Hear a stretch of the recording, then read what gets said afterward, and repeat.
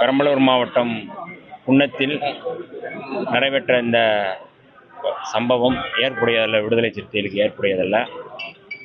ஏற்கனவே இது ஆர்ப்பாட்டம் என்கின்ற பெயரில் விடுதலை சிறுத்தைகள் மாவட்ட செயலாளர் அறிவித்திருந்தார்கள்.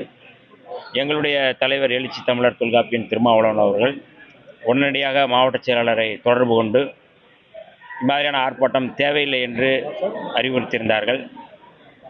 ஆனாலும் அந்த செய்தி மற்ற விடுதலை சிறுத்தைகள் தோழர்களுக்கு தெரியவில்லை என்பதால் அவர்கள் அங்கே வந்திருந்தார்கள். வந்திருந்தவர்கள் மீது திமுக தோழர்கள் கல்லெடுத்து எறிந்து மிக மோசமான ஒரு வன்முறை செயலை அரங்கேற்றியிருக்கிறார்கள். இது ஏற்புடையதல்ல. எங்களுடைய தலைவர் அவர்கள் இம்மாதிரியான வன்முறை சம்பவங்களுக்கு எப்பொழுதுமே இடம் கொடுக்கக்கூடாது என்று சொல்லியிருக்கிறார்கள். நாங்கள் திமுகவை இன்றும் நேசிக்கக்கூடியவர்கள். கடந்த 5 ஆண்டுகள் அவர்களோடு பயணப்பட்டோம். 5 ஆண்டுகள் மட்டுமல்ல, அதற்கு முன்பும் பயணப்பட்டோம். ஆகவே தனிப்பட்ட முறையில் மரியாதைக்குரிய அண்ணன் ஆர். ஆசா அவர்கள் விடுதலை சிறுத்தைகள் மீது என்ன வருத்தமோ கோபமோ தெரியவில்லை. ஆனால் நாங்கள் நாகரிக அரசியலை மேம்படுத்தக்கூடியவர்கள், நாகரிக அரசியலை விரும்புபவர்கள். விடுதலை சிறுத்தைகள் எப்பொழுதுமே அந்த அரசியலை முன்னெடுப்பவர்கள். ஆகவே இது விடுதலை சிறுத்தைகளுக்கு ஏற்புடையதல்ல என்பதை எங்களுடைய தலைவர் அவர்கள் வலியுறுத்தியிருக்கிறார்கள்.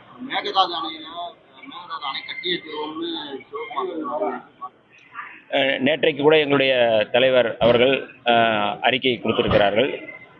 உடனடியாக தமிழ்நாடு முதல்வர் அவர்கள் இது குறித்து அனைத்து கட்சி கூட்ட வேண்டும் என்று கோரிக்கை வைத்திருக்கிறார்கள்.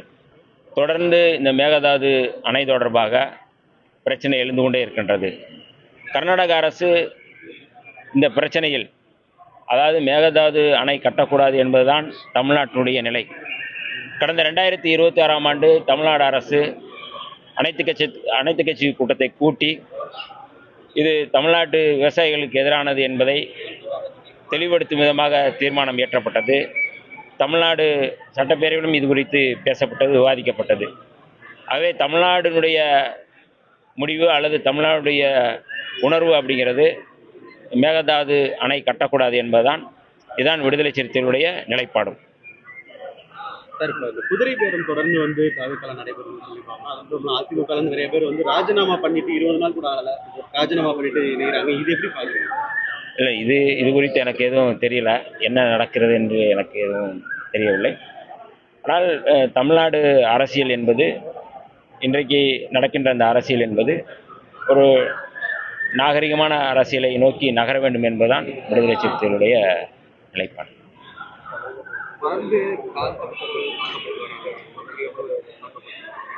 இன்னும் ஆட்சி மாற்ற பிறகு தாக்குதல் நடந்துகிட்டே இருக்கு. அரசுக்கு எது கோரிக்கை எதுவும் வைக்கிறீங்க? நீங்க என்ன சொல்ல வரீங்க? இல்லை, எந்த பகுதியில் இப்போ நடந்தது? ஒரு அடிச்சு இருந்தாங்க, இன்னும் உடல் வாங்க முடியாம பண்ணிக்கிட்டு இருக்காங்க. சிஹெச்ல தொடர்ச்சியாக நடந்துகிட்டே இருக்கு. இதை எப்படி பாக்குறீங்க? புது அரசு அமைந்த பிறகு தொடர்ந்துகிட்டு இருக்கே. இந்த சமூக கட்டமைப்பில் ஏற்கனவே நாங்கள் தொடர்ந்து சொல்லி வருகின்றோம். இந்த சமூக கட்டமைப்பு என்பது அப்படி இருக்கின்றது. இதை தடுத்து நிறுத்த வேண்டிய பொறுப்பு எல்லோருக்கும் உண்டு. தமிழ்நாடு அரசு இந்த பிரச்சனையில் இன்னும் கூடுதலாக கவனம் செலுத்த வேண்டிய தேவை இருக்கின்றது. இது குறித்து நாங்கள் கட்டாயம் முதல்வரை சந்தித்து இதை தடுத்து நிறுத்துவதற்கு என்ன தேவையோ, என்ன செய்ய வேண்டும் என்று நாங்கள் தொடர்ந்து பேசி வருகின்றோம். காவல்துறை இன்றும் தாழ்த்தப்பட்ட மக்களுக்கு எதிராக, தலித்துகளுக்கு எதிராக செயல்படுகிறது என்கின்ற ஒரு மிகப்பெரிய வருத்தம் இருக்கத்தான் செய்கின்றது. அதை போக்க வேண்டிய கடமை காவல்துறை அதிகாரிகளுக்கு இருக்கின்றது. அவர்கள் நேர்மையோடு சட்டம் ஒழுங்கை பாதுகாக்க வேண்டிய தேவை இருக்கின்றது. சாதி மதம் பாராமல் சட்டத்தின் அடிப்படையில், சட்டத்தின் வழியில் அவர்கள் ஆட்சி நடத்த வேண்டும், காவல்துறை செயல்பட வேண்டும் என்று நாங்கள் கோரிக்கை வைக்கின்றோம். அதை நோக்கி நாங்கள் அவர்களை கேட்டுக்கொள்வது என்பது இதுதான். தாவேகா அரசு அமைஞ்சதுக்கு அப்புறம் அவங்களுக்கு ஒரு 6 மாச காலம் அவகாசம் கொடுக்கணுன்ற மாதிரி முதல்வர் ஸ்டாலின் பேசியிருக்காரு. இப்போ சிபிஎம் ஒரு சண்முகம் என்ன சொல்லியிருக்காருன்னா, கால அவகாசமே கொடுக்கல, எல்லா பேரும் கட்சிக்காரங்களாம் தொடர்ந்து குறை தான் சொல்றாங்க. சிஎம்ஏ ஸ்டாலினா இருந்தப்போ ஸ்டாலின் சிஎம்ஆ இருந்தப்போ 5வது வருஷம் தான் வாக்குறுதிகளை நிறைவேற்றினாரு. கால அவகாசம் எங்க கொடுக்குறாங்க? திமுக தொடர்ந்து விமர்சனம் தான் பண்றாங்க. சண்முகம் பேசியிருக்காங்க. இல்லை, அது அவர்கிட்ட தான் கேட்கணும். அந்த கருத்து மரியாதைக்குரிய தோழர் சண்முகம் அவர்களிடம் கேட்கணும். அதனால் நீங்கள் அவர்கிட்ட சார் இப்போ இந்த சமூக நலத்துல சமூக நீதியில் இருக்கீங்க. ஏற்கனவே வந்து இந்த வேங்கை வேல் விவகாரம் இதே மாதிரி வந்து ஆணவ படுகொலை சம்பவம் நிறைய நம்ம பார்த்தோம். அந்த பழைய வழக்குகளை எடுத்து விசாரிக்கிறதுக்கு என்ன மாதிரி முயற்சிகள் எடுக்க போறோம், இனிமே இது போன்ற தவறுகள் நடக்காம இருக்கிறதுக்கு என்ன மாதிரி நம்ம வந்து என்ன சொல்றோம்? நான் இந்த நம்பிக்கை கோரும் அந்த தீர்மானத்திலே வந்து விடுதலை சிறுத்தைகள் சார்பில் நான் வந்து ஆணவ படுகொலைகளை தடுத்து நிறுத்துவதற்கு தனி சட்டம் இயற்ற வேண்டும் என்று நான் கோரியிருக்கிறேன். மரியாதைக்குரிய KN பாட்ஷா அவர்களுடைய தலைமையில் கடந்த அரசு, திமுக அரசு ஒரு ஆணையம் போட்டு அது குறித்து வந்து இந்த ஆணவ படுகொலையை தடுத்து நிறுத்துவதற்கான ஒரு விசாரணை தொடங்கியது. அந்த விசாரணையின் அடிப்படையில் அந்த சட்டம் இயற்ற வேண்டும் என்று நான் கோரிக்கை வைத்திருந்தேன் கட்சியின் சார்பாக. ஆகவே இந்த அரசு உடனடியாக இப்பொழுது இப்போ நடக்கின்ற நடப்பு சட்டமன்றத்திலே அது குறித்து சட்டம் இயற்றுவார்கள் என்று நான் உறுதியாக நம்புகின்றேன். இன்னமும் கூடுதலாக இந்த இந்த பிரச்சனையில் கடந்த காலங்களை விட இப்பொழுது நாங்கள் அமைச்சரவையில் இருப்பதால் நாங்கள் அதை தீவிரமாக உடனடியாக செயல்படுத்துவதற்கான ஒரு வாய்ப்பு இருக்குது என்று நாங்கள் நம்புகின்றோம். அதை நோக்கி நாங்கள் வந்து இந்த அரசை வந்து வழி நடத்துவோம். பாஜக கூட்டணியில தான் அதிமுக ஆரம்பிச்சிருக்கோம். 2 எம்எல்ஏக்கள் வந்து ராஜினாமா செஞ்சு போய் சேர்றாங்க நாளைக்காக. இது எப்படி இருக்கு? இப்போ உங்க தலைவர் என்ன சொல்றாங்க, நண்பகத்தன்மை கெடும் அப்படின்னு. அதுதான் என்னுடைய கருத்து. சரிப்பா, ஆந்திராவோட துணை முதல்வர் பவன் கல்யாண் என்ன சொல்லியிருக்காருன்னா, கட் அவுட்டு ஹாலோகிராம் வச்சு விஜய் வந்து முதல்வர் ஆயிட்டாரு, இதை பார்த்தா எனக்கு பொறாமையா இருக்குன்ற மாதிரி பேசியிருக்காரு பவன் கல்யாண். இது எப்படி பாக்குறீங்க? அவங்க கூட்டணி இடத்துல தான் நீங்க இருக்கீங்க, இது எப்படி பாக்குறீங்க? இல்லை, பவன்குமார் பவர் ஸ்டார் பவன் கல்யாண் தானே, இல்லை அவருக்கும் அந்த மாதிரி வந்து அவர் துணை முதல்வராக இருக்கிறாரு. அவருடைய ஆந்திராவிலையும் வந்து அவருக்கு அந்த மாதிரி இருந்தது, உங்களுக்கு எல்லாருக்குமே தெரியும். அந்த அவருக்கு வைக்கப்பட்ட கட் அவுட்டை வைத்து இங்கே சொல்கிறார் என்று நான் பார்க்கிறேன். தமிழ்நாட்டில் எங்கே கட் அவுட்டு எங்கே வச்சிருக்கிறாங்க? அதான் அவர் எங்கே அந்த மாதிரி எங்காவது இருக்குதா அப்படிங்கிறத அவங்க ஆந்திராவில் தான் அந்த மாதிரி இருக்குது.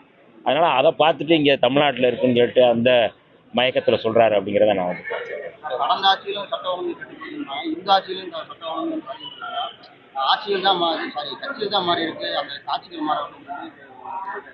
இல்லை, நாங்கள் கடந்த முறையும் அதை தான் சொன்னோம். இப்போ 10 நாள் கூட ஆகலை இன்னும் வந்து இந்த ஆட்சிக்கு வந்து உடனே வந்து இந்த மாதிரியான குற்றச்சாட்டுகள்ங்கிறது வந்து ஒரு உள்நோக்கத்தோடு சொல்லப்படுவதாக நான் பார்க்குறேன். நான் 10 நாள் கூட ஆகலை அவர் வந்து முதலமைச்சராகி இன்னும் 10 நாள் கூட ஆகலை. அப்போ 10 நாளுக்குள்ளே வந்து இந்த மாதிரியான குற்றச்சாட்டை சொல்வதற்கான நோக்கம் என்ன என்பது எல்லாருக்குமே தெரிந்தது.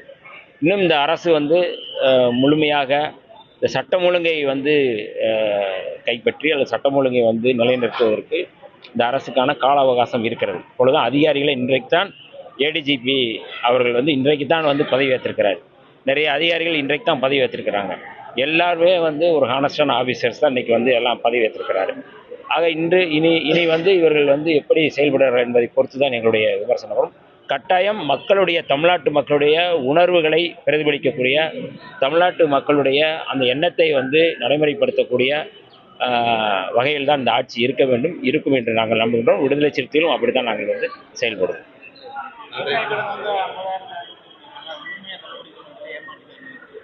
அதாவது இந்த ஏற்கனவே வந்து தேர்தல் அறிக்கையில் அவர்கள் சொல்லப்பட்டது, அந்த அறிக்கையின் அடிப்படையில் தான் இதை வந்து எதிர்பார்க்கிறார்கள். இது தள்ளுபடி என்பது இது முடிவானதல்ல. 50,000 தான் தள்ளுபடி பண்ணியிருக்கிறாங்க அப்படிங்கிறது அதுதான் இல்லை, முடிவானதல்ல. படிப்படியாக நிதிநிலை அறிக்கையை பொறுத்து இனிமேல் வந்து அந்த தள்ளுபடிக்கான இதை வந்து அமைச்சரவையில் வந்து பேசப்படும் என்பதில் எந்த மாற்று கருத்தும் இல்லை. ஆகவே இது 50,000 இதோடு முடிஞ்சு வச்சு அப்படிங்கிறதெல்லாம் இல்லை. இதுதான் வந்து இன்னைக்கு இந்த 50,000 தள்ளுபடி பண்ணதிலிருந்து சொல்லப்பட்ட செய்தி.